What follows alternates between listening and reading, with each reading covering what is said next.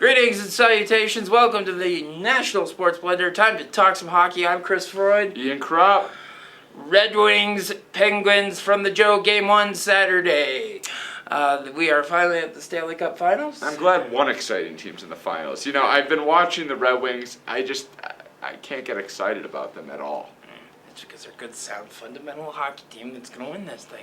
But it should be a good. The good news for the NHL, and we're both huge NHL fans.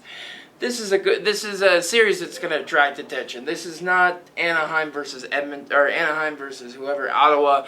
This is going to get some ratings in the United States. Oh, it certainly will. It's going to showcase the NHL stars.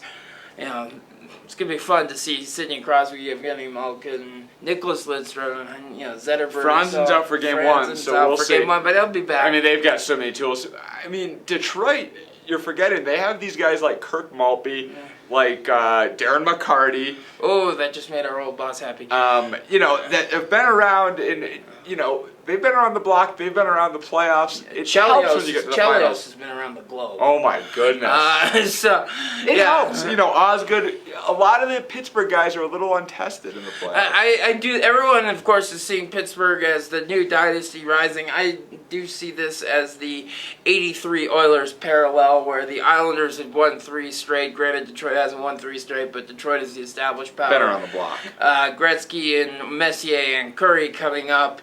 And youth was not served the first time around. And I see Detroit taking this in 6 or 7. Yeah, the one weakness I see on Pittsburgh is goaltending. Yeah, Fleury is good. He's not great. That's the problem. Osgood, on the other hand, can give Red Wings fans some serious indigestion when it comes to the playoffs. But I think one thing about Pittsburgh that's interesting is their best player is Malkin. It's not Crosby. At least has been as of late. So, I mean, you've got a lot to deal with on the Pittsburgh team, but I think it's gonna go at least 6. Okay, well, it's gonna be fun. In the meantime, you had something about which to cheer. John Lester. John Lester, wicked piss, a no-hitter. Second no-hitter in a row that was by a Red Sox pitcher, Clay Buchholz, the first of the 2 in his second major league start. John Lester, who is a survivor of cancer, came back, pitched the game-winning the winning game in the World Series last year against 5 the Rockies, 2/3 scoreless. Had a no-hitter. Good ups on him. I mean, you love to see good things happen to good people. So.